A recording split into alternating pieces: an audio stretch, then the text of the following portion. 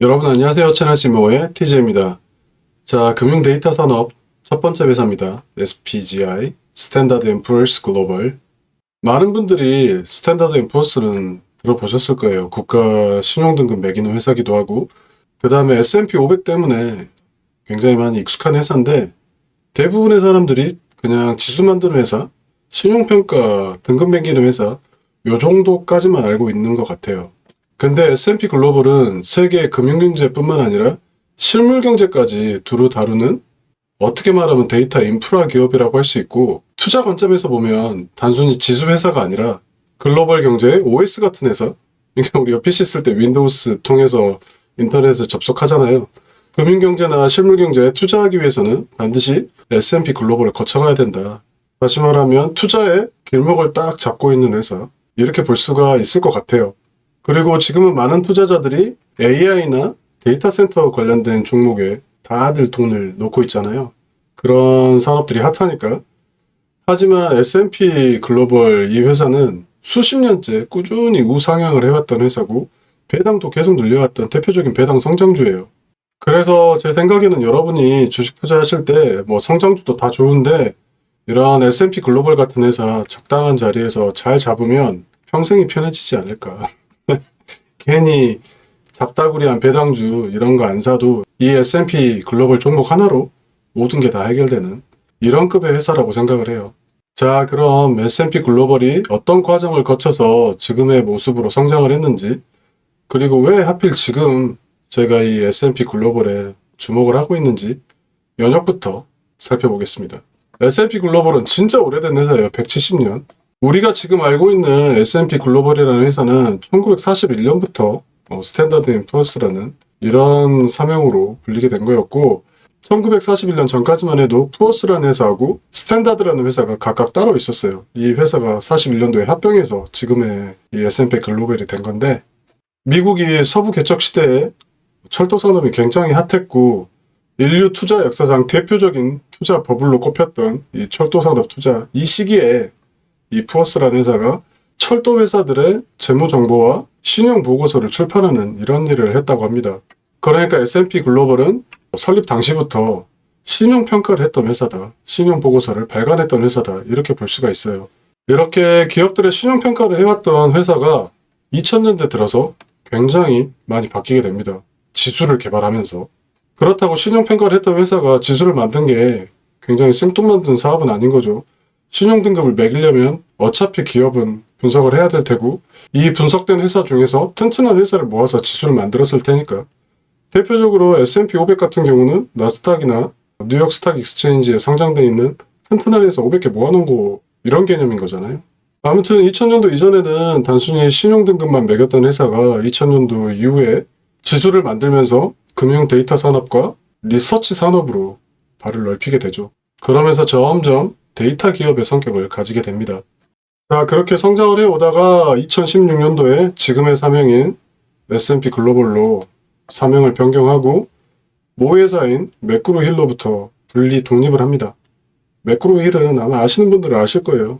전 세계에서 거의 넘버원 출판사가 아닌가 싶은데, 저도 공부할 때 미국 원서들 보면 대부분 매크로 힐에서 출판했던 이런 교재였고, 아무튼 매크로 힐로부터 독립을 하고 S&P 글로벌은 이런 다수의 회사들을 인수하면서 금융 데이터 분석 플랫폼 쪽으로 방향을 잡아요.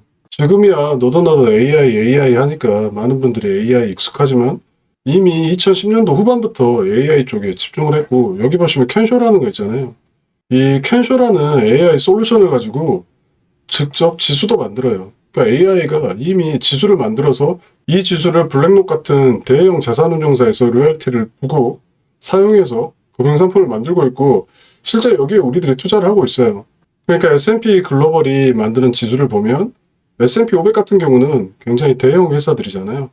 그래서 S&P 글로벌에 소속된 애널리스트들이 일일이 분석해서 회사를 놓고 빼고 하는 거고, 이 캔쇼를 사용해서 만드는 지수는 지금 굉장히 핫한 산업들, 우주테크나 자율주행, 그 다음에 드론, 뭐 이렇게 굉장히 조금조그만 회사들, 스타트업들이 마구마구 생겨나서 일일이 하나하나 찾아서 리서치하기가 굉장히 힘든 이런 산업들을 AI가 쭉 훑어보고 괜찮은 회사 모아서 지수를 만드는 거죠. 그리고 골드만삭스나 블랙록 같은 이런 큰 자산운용사들은 본인들이 하는 일이 투자다 보니 계속 회사들을 분석하고 재무제표 나올 때마다 팔로우업하고 하는데 일일이 하려면 너무 힘들잖아요. 보통 회사에서 공시하는 재무제표만 봐도 몇백 장씩 되니까 이 켄쇼가 재무제표를 쭉 훑어보고 다 요약하고 중요한 부분만 딱 뽑아서 사용자들한테 딱 전달해줘요. 그러니까 한 번 사용하면 빠져나기가 굉장히 힘든 거죠. 아무튼 이렇게 금융 데이터 산업에서 S&P 글로벌이 입지가 굉장히 확고한데 만약에 이 상태에서 회사가 머물렀다. 그러면 제가 오늘 소개도 안 할 거고 제가 S&P 글로벌 투자 대상 회사도 고려도 안 했을 거예요. 왜냐하면 지난 영상에서 살펴봤듯이 이 금융 데이터 산업 트렌드가 만약에 이쪽만 하고 있었다 치면 경쟁도 굉장히 심하고 이미 성숙기에 접어든 산업이니까 별로 이렇게 재미도 없고 메리트도 없는 이런 회사일 텐데 중요한 거는 이쪽이에요. 특히 2022년도에 인수했던 IHS 마켓이라는 거. 요게 굉장히 큰 이정표인 것 같아요. S&P 글로벌 입장에서 보면. 이 회사를 인수했던 게 단순히 S&P 글로벌의 덩치를 키우기 위해서가 아니라 그동안에 S&P 글로벌이 주력으로 했던 금융 데이터 산업 외에 실물 경제 쪽으로, 실물 경제 데이터 쪽으로 확장해 나갈 수 있는 계기가 됐던 이런 M&A 건이었어요. 이 IHS 마켓이라는 이 회사는 에너지, LNG 같은 원자재, 그 다음에 산업 공급망, 모빌리티, 이쪽 실물경제 데이터에 글로벌 표준이었던 회사였기 때문에 이 회사를 인수함으로써 S&P 글로벌이 자연스럽게 실물 데이터 쪽에서도 넘버원 자리를 차지하게 된 거죠. 그 다음에 이 IHS 마켓의 매출 구조가 80% 이상이 정기 구독이에요. 경기가 조금 나쁘건 글로벌 표준이다 보니 실물 경제 쪽에서 투자를 하는 회사던가 이게 아니면 실제 실물 경제 쪽에서 플레이를 하는 회사들 그냥 의무적으로 구독해서 볼 수밖에 없었고 이 회사를 품으면서 S&P 글로벌의 매출 자체가 경기에 상관없이 70% 이상이 구독형으로 바뀌게 됩니다. 다시 말해서 경기가 좋건 나쁘건 간에 S&P 글로벌의 매출 70%는 정기 구독으로 항상 보장이 된다. 이렇게 볼 수가 있겠죠. 아무튼 금융 데이터 업체였던 S&P 글로벌이 IHS 마켓을 인수하면서 이제는 금융 데이터와 산업 데이터까지 모두 가지고 있는 전방위 데이터 인프라 기업이 됐다. 이렇게 말할 수 있을 것 같아요. 2022년도에 있었던 대형 M&A 건 이후로 S&P 글로벌의 사업 포트폴리오는 이렇게 바뀌었어요. S&P 500으로 대표되는 이 지수 부분. 근데 보시면 매출 비중이 14%밖에 안 돼요. 그래서 지난 영상에서 금융 데이터 산업 트렌드 볼 때 이 지수 만드는 회사들의 위상이라고 해야 되나? 입지가 다소 축소되고 있다. 왜냐? 자산운용사들이 직접 만들고 있으니까 이런 얘기를 했었잖아요. 거기에 그렇게 영향을 받지 않을 것 같아요. 그리고 S&P 500이라는 이 지수가 워낙 유명하잖아요. 전 세계에 있는 대부분의 투자자들이 아마도 S&P 500 정도는 들고 있지 않을까라고 생각이 들 정도로 유명한 지수다 보니 크게 흔들릴 염려도 없을 것 같고 그 다음에 여기 신용평가 부분 여기는 대표적인 S&P 글로벌의 캐시카운 것 같아요.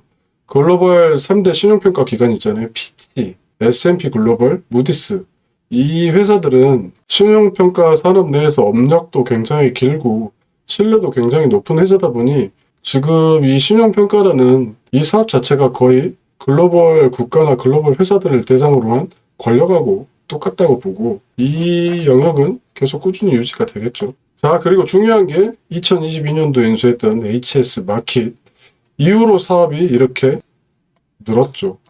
여기 이 두 곳은 M&A 이후로 순수하게 추가된 사업 부분이라고 할 수 있고 이쪽 부분은 기존에 하고 있던 금융 데이터 산업 플러스 실물 데이터, 시장 데이터 이게 추가된 거라고 볼 수 있고 뭐 나머지 부분이야 대충 다 이해가 가실 건데 여기 보시면 모빌리티 이게 뭐냐 그러니까 이런 거예요. S&P 글로벌이 매년 모빌리티 관련해서 전 세계의 자동차 판매량이 늘 것 같다. 전 세계의 소비자들이 자동차를 많이 살 것 같다. 적게 살 것 같다. 또는 전기차를 많이 살 것 같다. 내연기관차를 많이 살 것 같다.